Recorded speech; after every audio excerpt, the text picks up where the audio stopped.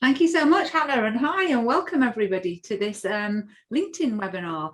Just a little bit of, I'm going to fix my camera so you can actually see me properly. Just a little bit of admin, really. Hannah, can I get you to keep an eye on the waiting room for me if anybody else comes in? Thanks. This is a really super packed hour. I've probably got enough material on LinkedIn to talk to you for more than a day. So trying to squash in to 50 minutes is tough. So the one thing I will say is you will get a copy of this because I am going to be talking so quickly to try and pack as much as I can in for you. You're probably going to have a lot of questions, and that's fine. I would ask you to keep until the end. I have left a gap at the end, certainly 10 minutes for those of you in a hurry, but I can stay on a bit longer so I can answer any of your questions that you may have to answer on LinkedIn at the end of this. You can quite happily, if you think I might forget that question, pop a question in the chat box as well, and we'll come back to that at the end as well. So without further ado, I am going to just start talking about LinkedIn, and then I can answer your questions at the end. So let me start. Okay. LinkedIn. Why should we be bothered with LinkedIn in the first place? Well, there are over at the moment 760 plus, a million plus users on LinkedIn, and it is growing daily. I think at the start of lockdown, that was only something like 600 million. So you can see how much it's grown in the last 18 months, and it is growing so quickly. And whilst countries like the US and the UK are quite big users of it, there's still quite big areas of the world that are not massive users of this yet and are just catching on to it. So this will grow a lot, I would say, in the next 12 months. 40% of people who are a member of LinkedIn are active daily. Now, when I say active daily, that doesn't necessarily mean posting daily. It means that they come on and they have a look and they have a read. But only 20% of these people dominate the platform, which is quite interesting. And there's a small amount of people who dominate this platform. There are 9 billion content views every week. So 9 billion people are reading posts and watching videos and looking at content on it every single week. And yet there is only 3.5 million people out of those 760 million who post constant content. And I think that's quite interesting, really. And it's actually been proven to be 277% more effective for B2B sales and B2B business and B2B networking than any other social media platform. Why am I telling you all this? Whether you're on here to try and sell, to try and get a new job, headhunting people if you run a recruitment firm, trying to get new business if you run your own company, your client is on LinkedIn. Your market is out there. And if you're not on LinkedIn, making the best of it and trying to be one of those 3.5 million people or those 20% who dominate this platform, you're missing a trick. You really are. So hopefully in the next 45, 50 minutes, I can give you some pointers as to how to start you off or to how to improve what you're already doing. So let's have a look. There are a lot of things to think about on LinkedIn. There's your profile, and we're going to have a real good look at your profile and how to improve it in this webinar. There's also your connections sort of strategy, who to connect to, why, who to prospect with, how to prospect with. We will touch a little bit on that in this time. Making you to be a credible expert, the go-to person on the platform for what it is that you're known for. We can't really cover that in great detail on this session. I'll touch on it briefly. How to post, what to post, when to post. I will touch on that as well. How to engage with others and to get the best out of the platform. That's something we'll touch on as well. Turning prospects into lead. We're not going to really have a massive amount of time to look at that in this 50 minutes. Making it part of your day-to-day routine. So there's some points that you need to consider. So let's start having a look at your profile. What we want to be aiming at is getting you to an all-star profile. And you can see on the top here, there's a little box saying all-star. So on your profile, in the little bit of the activity section, which tells you how many people have viewed your post, and it should have the little box as to whether you're an all-star there. That just means that you've got all 12 sections of your profile completed. And what are those 12 sections? Well, there's your profile picture, your banner, your video, if you've got the new mode in terms of the creator mode, you might not all have that yet. Having a strong headline, making your personal URL. I'm going to tell you how to do all this in a minute, so don't worry about that. Filling in your about section properly, having a featured section, filling in your work history and your volunteer section, looking at your educational and your courses section, filling out your skills and your expertise section, having enough connections. So for LinkedIn's purpose, they don't really recognize your profile as such unless you have 1,000 plus connections, and then having your recommendations section filled in. So let's have a little look now in terms of your profile and start working our way through it. Now, I would say when I'm normally doing a LinkedIn training session, I'm not talking this quickly and I'm sharing my profile on screen and I'm literally showing you step by step how to do that. I can't do that in this short amount of time. So I've took some screenshots and I'm going to show you. So the first thing we want to do is get our banner right. Now you can use a service such as Canva. I'm sure you've all heard of Canva. It's free of charge to use.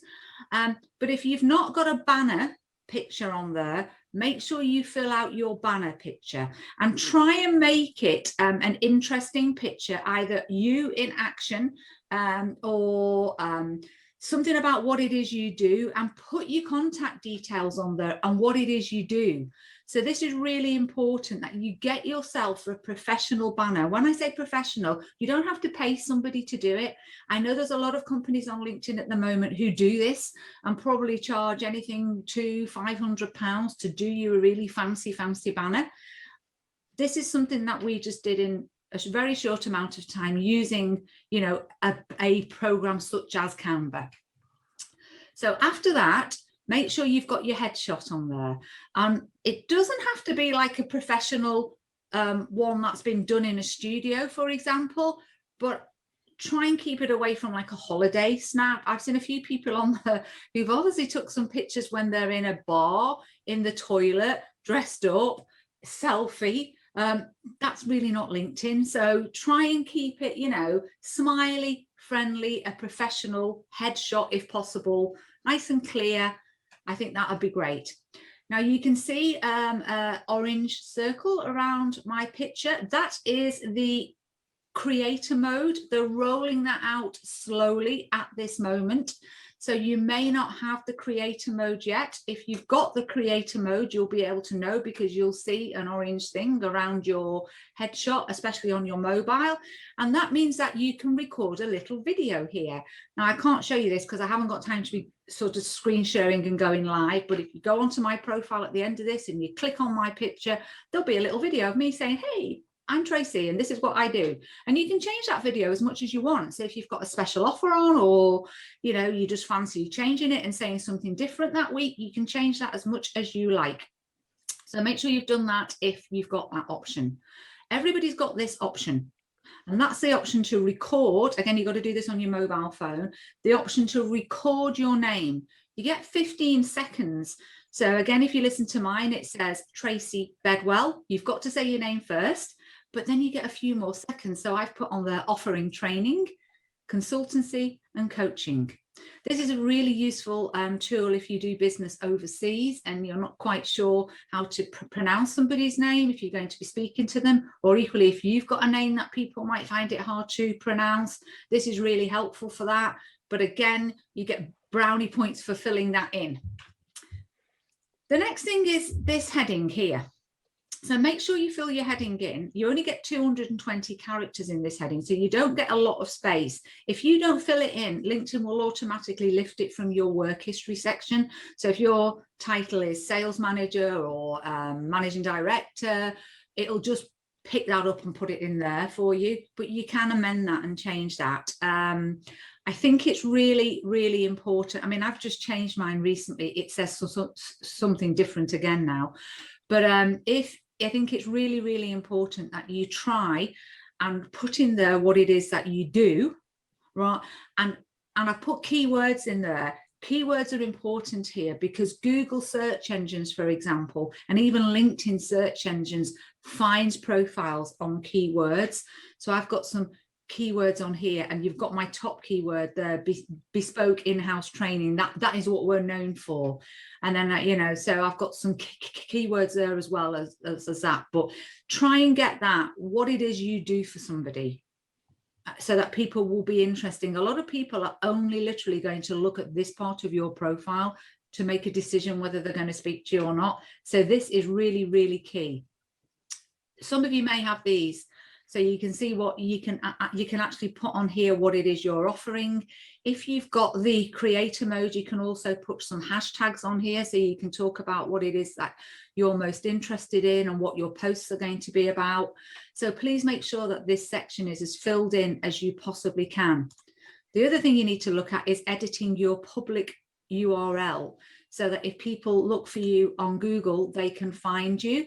So if you click onto this little button here, it will allow you to personalize your URL. It'll normally say linkedin.com in, and then it may have your name on there, but it'll have a whole bunch of numbers. So I've just changed mine to my name and then what it is I do. Again, limited amount of numbers on there, but if you've not changed your URL, make sure you change it so people can find you. The next part of your profile is the about section. This is the one that when I'm working with people on their LinkedIn profile, this is the section that normally needs the most work. You get 2,600 characters. It's not a lot. It sounds a lot. It really isn't.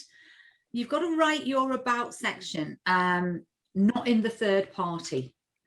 Okay, imagine I always say you were in a room, a networking event, and you get to speak to somebody in that networking event, and they say to you, what do you do? This is really what your about section is. It's your elevator pitch, I would say. So describe what makes you tick, what excites you. I think also explain your present role and what it is you do for people. So what problems do you solve? How do you help people? Highlight any successes. So what results have you had for your customers? Why should they use you? Why should they talk to you? What's in it for them to chat with you? A little bit about yourself too. And be authentic in there, you know, have some humor in there, but try and keep it business focused if you can, but warm is what I would say. And have a little bit about what it is you do outside of work as well. Do you have any hobbies? Do you have any interests? Do you volunteer? I always think that your outside passions and volunteer roles and things like that can really help reinforce your personal strengths. Make your first sentence count. Yeah. Hook them in. Oh yeah. Oh, we've got someone not on mute. There we go. Hook them in. So try and start it off really interesting. I always like the ones that start with something like, when I was 17, and I always think, what did they do when they were 17? Hook them in. Hook them in. Cut the jargon and the buzzwords as well in this. This is not like a marketing piece. It's just you talking to your potential audience. So we don't want things like, I offer strategic, I am very motivated. They're not interested. Oh, that's a spell check. That's meant to say stories are good. So as I say, like, start it off with something like, when I was 11, I did this, and it led me to think about this, which has led me to where I am now. Break up the text so it's easy to read. Don't just put loads and loads of text on there, because people will get bored and stop reading it. And at the end of it, ask for what you want. Put a call to action on there. So this is how you contact me. This is how you can make a meeting with me. I'm going to give you an example of some of these now. So here's two different people's about sections. I have stolen these off two very high profile LinkedIn coaches. So you'll see LinkedIn's full of LinkedIn coaches who do nothing else but this, and some of them charge a lot of money. Here are two that charge a lot of money, and I've took these last night so you can see them. They're quite different, both of them, really. So you can sort of see they both pretty much do the same thing. One of them is quite succinct, I would say. It tells you a little bit about her, what it is they do, how they can help you, and it has the sort of contact points at the bottom here, and a little bit about her. I like it because it's short and it's concise. It's very simple what it is that she's saying, and she's broken it up well. I don't like it because it just looks a little bit boring to me to read, and as I'm halfway down there I start getting a bit bored. This lady's, I couldn't fit all hers on, but I actually prefer hers in some way. I actually prefer the fact that she's kind of broken hers up and made it a little bit easier to read and put different contacts. Hers goes on a little bit more at the bottom, about a little bit more about what it is she's hoping for, a little bit more about herself, and then her contact details. The thing they've both got in common is they both have contact details in, and they both clearly tell you what it is that they can do for you. And that's what your about section should be. And if you notice, they write it in the first person, sorry, I. It's all about me. So it's not about, you know, Tracy is this and she does that. That is more your CV. This is just a warm introduction to you. So have a look around, have a look at mine, how mine's written, have a look at how some other people write theirs. I would suggest that you go on to some of these people who charge an awful lot of money to do LinkedIn training and LinkedIn coaching and see what they've done for theirs, and you can probably get some good hints and tips from there. But make sure you put the contact details on there so they know how to contact you. That's really, really important. There are companies who will write these for you. I even write them for people sometimes, but I think they're better when they're done by you, about you. Me personally, I think it's a bit warmer. Just one more thing on this before I move over. Keywords are important on this too. So whatever it is you're doing, so this lady here is a social selling strategist. She's a LinkedIn expert, LinkedIn inbound. Pepper it with your keywords as well, because Google reads this and it will find it. So that's another important point on that. And remember, you've got 2,600 characters. It's not very many. So once you've done your about section, your next one you need to look at is your featured section. You've all got a featured section. You may not have all enabled your featured section, but you've all got a featured section. And this is a section where you can add media and such like to your actual LinkedIn profile, and you can add various different types of media. I would suggest adding no more than 5. As you can see, I just took a screenshot of mine last night, put on this slide here. You only see the first 2.5, and you've got to scroll across to see more. So I would say 5 maximum there is enough, but change them frequently. You don't need to keep the same things on there forever. You can put PDFs on there. So this is our brochure. So that's a PDF. You can put like a slide deck on there if you wanted. That's fine. You can also add a brochure, as I said, on there. If you're looking for a job, you can put your CV on there, your up-to-date CV. I'd say that's really, really important. You could also maybe have some references on there if you wanted to, client references or references from your past jobs. And you can put links to website. I've got a link in there to our YouTube channel, so you can put a link in there. I've also got a link in there to our website. You can put short videos on there, GIFs. You can actually tag particular LinkedIn articles or posts onto here as well. So when you go into your featured section down here, it'll bring up your LinkedIn articles and your posts, and you could put those as a featured article on there as well. Or you could just upload a picture of you in action. A little while ago, I had one of me in there in a classroom delivering a big conference to a couple of thousand people. Obviously, that was more than 18 months ago, but there's lots of different things that you can put in there. You can even add files in there, you know, sort of document files in there. So there's lots of things you can add in there. Change it frequently, The last thing you add is the first thing that comes up. So if you're looking for a job and you want your CV on there first, add it last, if that makes sense. But make sure you make use of your featured section. People do look at those. Use a mix of media. So maybe a PDF document, a slide deck, maybe a link to a website, but make sure you use like a mix of those. I've had different things on there. I've gone onto Canva and made a little sort of document on client references that we've had at one point. One of my team at the moment is doing a little document of infographics that we're going to put on there. So there's lots of different things that you can add on there. But make sure you fill in your featured section.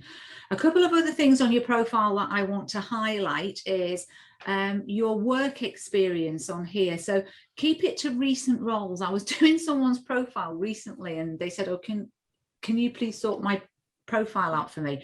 And they had 22 roles on there. And I was like, you know what? No one's going to look through 22 roles. So you need to sort of keep it to your last, I don't know, 3 or 4 roles on there. You don't need like your whole work history since you were 16 on there. I don't really feel like that's what people are interested to. You can add media onto your roles as well. You can see I've got media onto there. So the same type of media you can add onto your features section. You can add it onto there, and make sure you link it to your company's page on LinkedIn. So whether you're working for someone else or you're working for yourself, if you've got a company page on LinkedIn, make sure that is added onto there.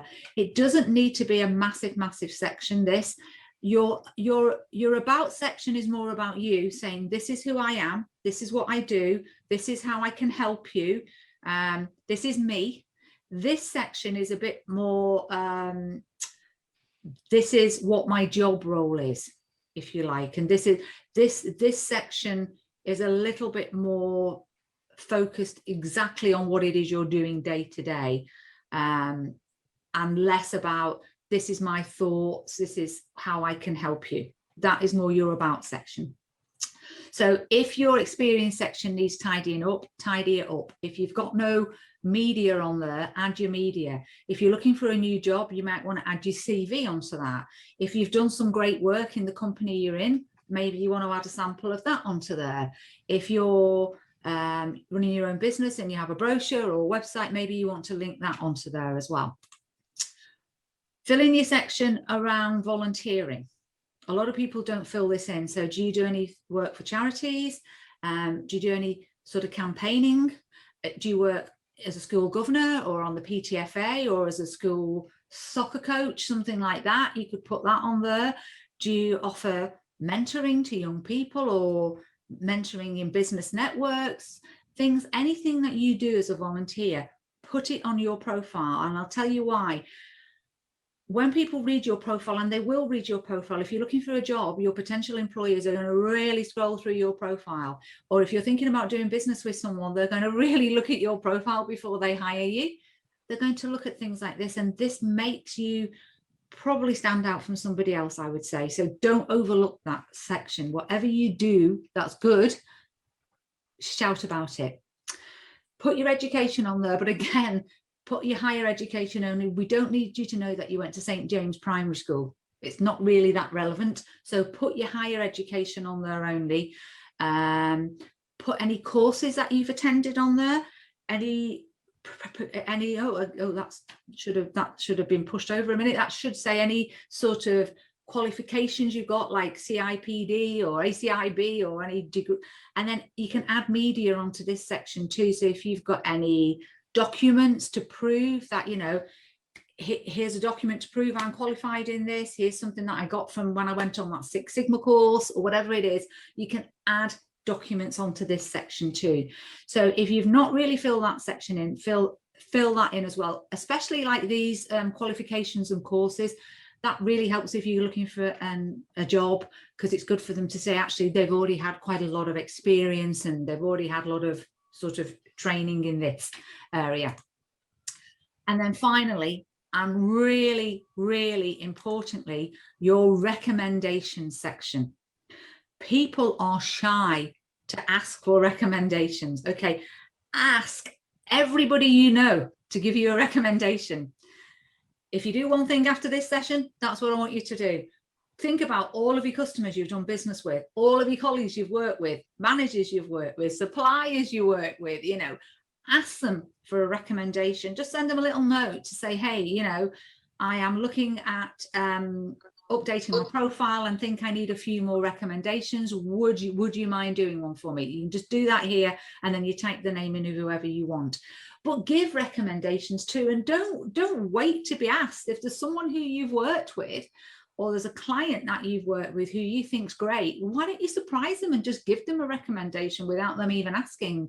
LinkedIn really likes you getting recommendations, and it likes you giving recommendations. But do you know who else likes them? Potential clients. Or if you're looking for a new job, a potential boss. They're going to read about you. You know, if you're thinking of coming to my company to do some training, and you look, and I've got 54 people in the last 18 months who've all said great things about me and the courses that my company run, and then you look at another company and they haven't got any recommendations on there, that may just swing it for me. It may just swing it for me. I'm also very suspect about people who have a lot of recommendations but don't really give them. That always tells me something about them as well. So sort that section out. I'm not going to go much more into the profile now. I think I've given you enough tasks to do for your profile as a takeaway from this. I want to move on and talk about something else, and that's talking about growing your connections. Now, I mentioned earlier, ideally, LinkedIn likes you to have 1,000+ connections or followers, whatever you want to call it. Some people have like 40,000. That's going to be much harder from now on. I don't know whether you know, but LinkedIn have limited your connection requests that you can send out now to 100 a week. In fact, somebody on this webinar emailed me before and said, I want to connect you, but I've used up my 100. Can you connect to me? And I was like, I can't. I've used up my 100 as well, because it's Thursday now, isn't it? So we're like, no worries, we'll do it next week. You can only send out 100 invites a week now. You used to be able to send out as many as you wanted. So the days of getting 40,000 connections in a year are gone. I can tell you that right now. Because LinkedIn don't want it to be like that. They don't want like influencers on here. They want people to be building genuine networking, networks who you get to know and you talk to and you do business with. I've never been one for having 20, 30,000 connections. To me, that's more about vanity. Unless I'm selling something that is very global, like a book. If I'm an author, yes, I might want 30, 40,000 connections, but you know, that's not really for me. I'd rather have the right people. So how do we get the right people? Well, I think it's really important that you learn how to use the search function. If you've never heard of this type of search, it's called the Boolean search. Go onto YouTube and have a little look at a video on how to do a Boolean search, but start searching for the right people. So for me, my right people are heads of learning and development, heads of training, heads of HR, learning and development managers. You get the gist. That's who I want to connect with, because they are the people who, number one, I would like to do business with, but number two, my content is useful for. So there's no point in me connecting to a spa manager in India, because I feel like I'm wasting a connection there. If I went to a networking event, I probably wouldn't find them in the room to talk to them. But if there was someone from L&D or sort of HR, they are the people I would be wanting to talk to. So connect to the right people and look for the right people for sure. You get better search functionality if you're on Premium or Sales Navigator, but obviously they cost. So, you know, if I'm doing a proper LinkedIn session, I would now break off here and take you into Premium and take you into Sales Navigator and show you how to search. There are lots of videos on YouTube to show you how to do that, but you can search a lot better and a lot more detailed on Sales Navigator or on Premium. You can go down to like job roles, industries, locations, connections of. You can really sort of narrow it down if you've got that. So use those search functions properly to find the right people. You can also maybe connect to people who you know, People who like and comment on your posts are good people to connect to too. So have a look who's liked on your posts and comment on your posts and see if you feel like they would be the type of people who you would like to connect to. If you're a member of any groups, you can have a look at who's commenting in the groups and who's commenting on your posts in the groups and connect to those people. That is a really underutilized way of connecting to people in my mind. If you're a part of a group that is in your industry or is in your interest level, it becomes obvious that everybody else in that group is predominantly going to be potential connections for you. So have a look in groups and try and connect to those as well. And other people who you may know, like ex-colleagues or suppliers, anybody who you've done business with in the past, that's really important. And if you have a look at this picture here, I'll just put on there, and just remember you are limited to 100 a week though, so choose wisely. You get to go to your third level connections. So you can also in the search bar look for second connections or even third level connections. So here's you here. These are all the people who are connected to you, but you've got a whole bunch of people who are connected to them and another whole bunch of people who are connected to them. And the search terms allows you to go as far as your third level connections. LinkedIn actually has 8 levels of connections, but it only allows you to go to your third level of connection. So start, having a look at who's your first connection. Then you can go into their profile and then you can have a look at some people who they're connected to. They are your second level. And if you click on their profile, that'll take you to your third level connection. So, there's a big market out there of potential connections for you. So start to try to build your connections. My advice is send out 20 connection requests a day. So Monday to Friday, there you go, or Sunday to Thursday if you're in the Middle East, for example. They are your 100 connection requests a week. But do your research first. Don't just connect to anybody. Have a look at the people who, if you were going to a networking event, would you love to speak to that person? They're the ones who you should be sending your connection request to. And when you send your connection request, personalize them. Okay, so don't just send a hit connect. Send either a little note to say why you would like to connect to them. Do not sell at them.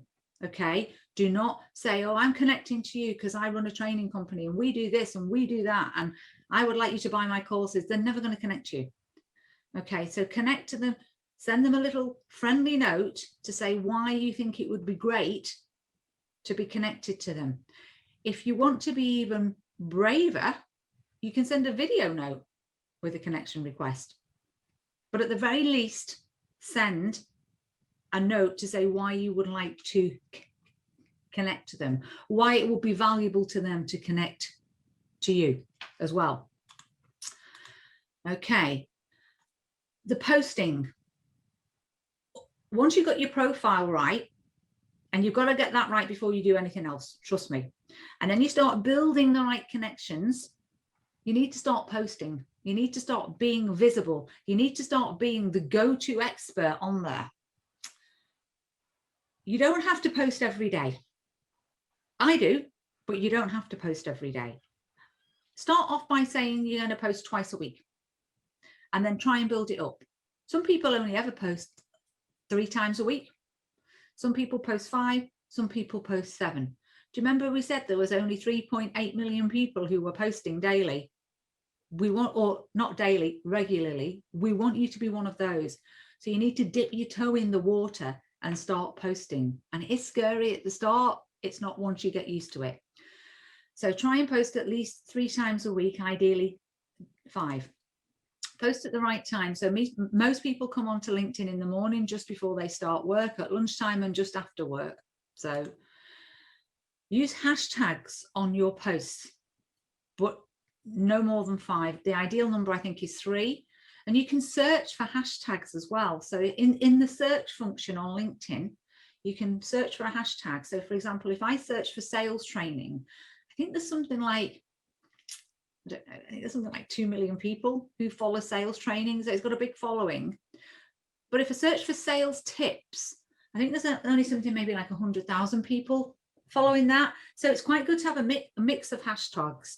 Have a hashtag that's popular by all means, but try and have a niche hashtag too, because you've got more chance of your content being shown to people on a niche hashtag than you have on like a really widely followed hashtag. So I try and have a mix of both, and try and stick to regular hashtags each day. So I always hashtag mine with learning and development and training and development and sales training, and then I normally add another 2 depending on what the post is about. Do not use external links in your posts. So don't copy a URL or a link to YouTube or a link to a website and put it in your posts. LinkedIn do not like it if your post is taking people off their platform. So if you want to put a little video on your post, grab the video from Google or YouTube or wherever the video is on, and then add it as an actual video attachment. If you want to send people off site, put in your post link in the comments and put the link in the first comment on your post rather than in the body of your post. Tag people if you think they may be interested in your post, but don't over abuse that. There's a lady recently who's been tagging me every day on her posts, and I don't know why, and I've just sort of deleted her because she's annoying me. She's tagging me every day in everything. I certainly don't mind people tagging me if they think there's something that I can add value on or something that I'd be interesting to me, but don't overuse it. But tagging people is good. It sort of creates more interest around your posts. Start your post off with a really good heading, something again that grabs people's attention. Then leave a gap of a couple of lines and then put the body of your post, because what you want people to do in their feed is to see a heading and think, what's that about? And then they'll click on it and then they read the rest of it. So let's have a nice, interesting heading that grabs people's attention, and then a gap. And so they have to click and open it to see what your post is about. If you are working for a company and you've got a company page and they're posting things on their company page, you can always repurpose some content from your company page and share a post from there. Not every day or all the time, but every now and again is good. You could ask questions in the post too. So ask for people's opinion. Please don't do what I hate and put on the bottom agree, because if you've got genuine questions that you want, you could ask, hey, I need some advice, or what's your thoughts on this, or can anybody help me? Or people like those types of posts, so you can maybe add a question in. And remember, at all times you are the expert in your field. So I would say my posting strategy is I tend to post generally 7 days a week. I tend to post 4 or 5 subject matter expert posts, so things to do with training or things I think my audience will be useful for, and then I post 2 to 3 motivational, funny, personal type posts, generally at the weekends. So sometimes on a Wednesday I'll add one as well, but I want people to know that if they follow me, they're going to see content around learning and development which will be useful to them. That's what I want to be the subject matter expert on. So what type of posts can we do? Well, you can do a text-only post. LinkedIn really likes text-only posts, but make sure the topic is engaging and drives conversation. So ask questions in it. You can use photographs. I rarely do a text-only post. I generally always add a photograph on there. But if you're going to put a photograph on there, generally use your Word copy as well. So it's like a text post with a photograph. You could use video. As I said, make sure it's an original file that you upload to LinkedIn rather than linking off to like a YouTube site. And ideally, put captions on that video if you can. So you could put a video post. You could do a document post. I quite often on our company page put a document post, which is just like a PDF file, but it opens it up like a document. So that is really, really useful. You could do LinkedIn Live. So you can go live on LinkedIn. I've been live a few times. You have to apply for that, but you can go live and interview someone or just have a chat with someone. So I've gone live a few times and spoke to some experts on different things. You could give somebody kudos. There's a little kudos post that you can give. So if someone's done well or you want to say thank you, you can do a kudos post. Articles are really important on LinkedIn, and a lot of people don't make use of the articles. LinkedIn really likes articles. So if you could do an article at least once a month, that is something that they really like. Polls, the dreaded polls, you've seen them all popping up in your LinkedIn feed every day. Don't overuse the polls or put ridiculous polls on there, but you know, a good poll once a month can actually gain some quite good information for you. I did a poll a while ago about, you know, how are people feeling about, you know, learning? Are you wanting to keep it online, or are you wanting to go back to face or blending? And it had over 300 votes on it. But the good thing is I can see who voted what, and that gives me some marketing information to go to those people. And so polls, if they are done correctly, are really, really good. And you can also host events live on LinkedIn, and you can advertise your events as a post, like we've been doing for this event, for example, and you can invite people to your event via LinkedIn. I've put a little logo up here called Hootsuite. Hootsuite is a free service whereby you can schedule your posts in advance, so you don't have to come on every morning. You can go on and you can schedule them for like a month in advance, and you can have them going on Twitter and Facebook and Instagram and LinkedIn. You only get so many free, and then you've got to pay for it. But there's lots of scheduling sites that you can use to schedule your posts. So you can literally go on a Friday afternoon and do your posts for the next week and hit go and forget about them for a week. So have a look at a scheduling tool if you're thinking about doing it and you feel like I just don't have the time to do this each day. They are very, very useful. So what type of things can we write on these posts then? Sometimes people get stuck and they don't know. This is a great little website. It's down the bottom. It's called Answer the Public, and you can go into this website and ask it a question, any question. So I just typed in LinkedIn, and this is all the different things that people are searching for on the internet at the moment. So it gives you some ideas as to like topics and subjects for your posts.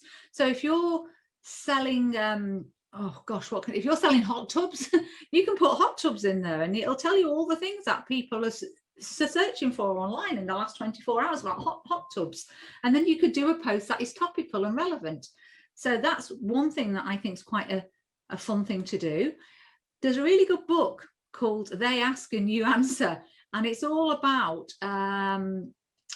different things that you can put on your posts on social media to try and get inbound sales. So if you haven't looked at They Ask You Answer, have a look at that. And you can, even if you're reading a book, like I'm going to put this up, I've got this book called The Daily Stoic, and there's some really good quotes in there. So if you're reading a business book that's really good, you could just take a picture of the page and use that as a post for that day. So, you know, there are things like that. There's books which help you with ideas for posts, and there's books that you read, business books, that you can just take a screenshot of and put up as a post, and that's great. There are video apps on your phone that you can download for free or for a very small amount of cost. You can just literally record a quick video, 1 minute, about anything you want to say that day. It'll come up with captions for you at the bottom. So on some of these video apps, you can put your colors, your branding. It literally takes a minute to do it, and then you can upload it as a post. You can even add images and music to them. On some of the video apps, you don't even need to be there in person. You can just have your voice talking over some images that you've created on Canva, for example, and then have some music on the background. There's lots of different things you can do on the video apps. There's a great app called Otter that you can download, and Otter is a bit like a dictaphone. So if you've got an idea for a great post, you can just talk into your phone into your Otter app, and it converts it into a Word document for you, and it sends it to you, so you don't have to type it out. So I love the Otter app. The Otter app is great. You can talk about your week. What is it you've done this week? What were your highs and lows? What were your wins and learns? What have you got coming up next week? Have you got anything interesting coming up? Any interesting client meetings or anything interesting in work? So you can always talk about your week. Personal stories do well. You know, I wouldn't say every day, but once a week to share a personal story. People like to see the person behind the sort of expert. So they're really good. Anything you've won that week? Have you won a new client? Have you had a great reference? Put it on there. Can you elevate somebody else? Is there somebody else's who's done well this week that you can give some kudos to? What about news or updates about your business or industry? Motivational quotes are really good. Not every day, but the odd one really goes down well. Is there any industry articles or knowledge, or do you have, you'll be surprised at what knowledge you've got that you think nobody else is interested in, that actually everybody else is interested in. So anything to do with your industry or your subject matter expert, any articles like that you find. Keep these limited, but the odd controversial post doesn't do bad. Okay, so if you've got a controversial post sometimes that you put up there, sometimes it doesn't do so bad. Just don't put any bad language in your post. And I tend to try and keep away from wherever possible from religion and politics, as they say. You don't ever discuss religion or politics. Just beware though, if you put a controversial post up, that I have done a few times, you will get trolls on there saying some pretty awful things to you. A quick word about trolls. If you are going to start content posting, ignore them. Don't feed them. Don't feed the bear. I have two things I do with a troll, and I get them because I get a lot of comments. I either just block them and delete them. I don't know them. I don't care. Or sometimes, if anybody comments on your post, they're doing you a favor because they're creating the visibility on your post wider. So sometimes I put, thank you for your comment and thank you for increasing the visibility on my post. So, but I don't ever start getting into an argument with them. It's not worth it.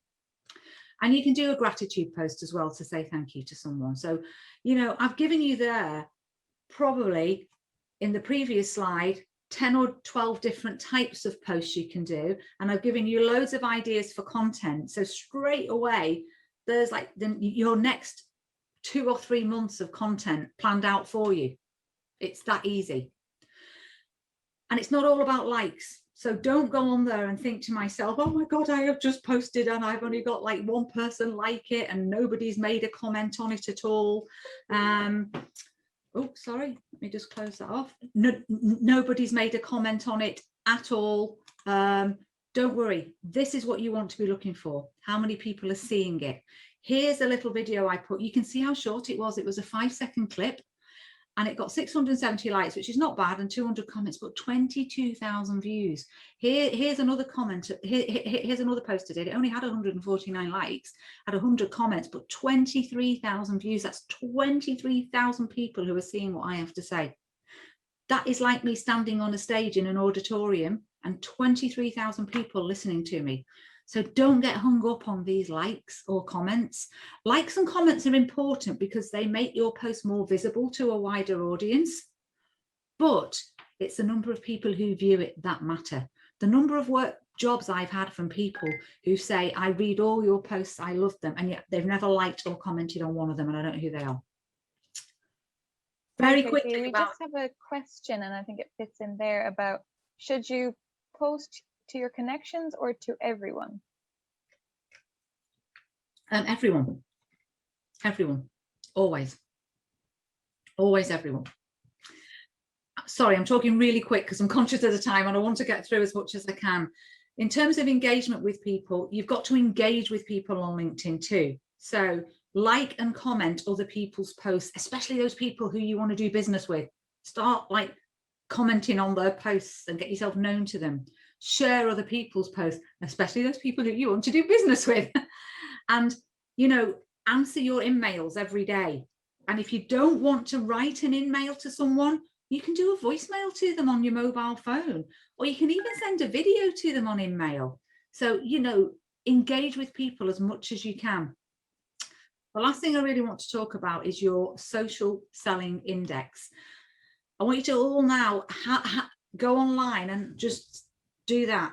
Just type in linkedin.com/sales/SSI and you will get your social selling index come up. Okay. For those of you who are really brave, do you want to put them in the chat box and let us see what they are? Now, do not worry if yours is 20. Doesn't matter.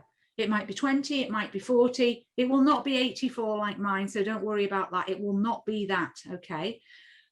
what we're trying to do is increase your social selling score as a result of this webinar. So if you go and do everything I've told you to do in the next few weeks, your social selling score will go, okay?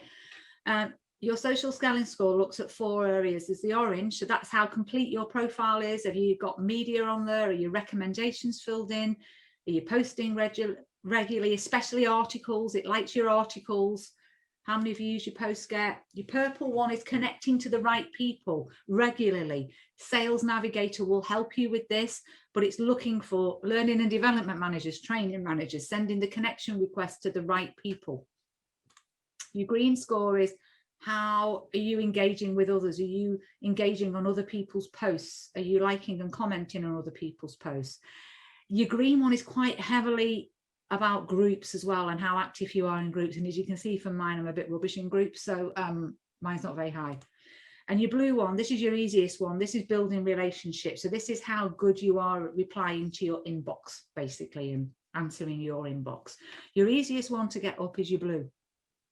And then I would say these two next. This is a pretty tough one.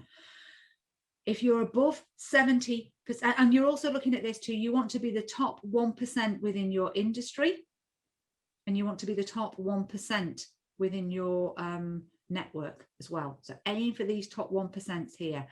Once you get above 70%, or sorry, once you get above 70 out of 100 on your SSI score, LinkedIn likes you a lot, and it starts making your post more visible to more people.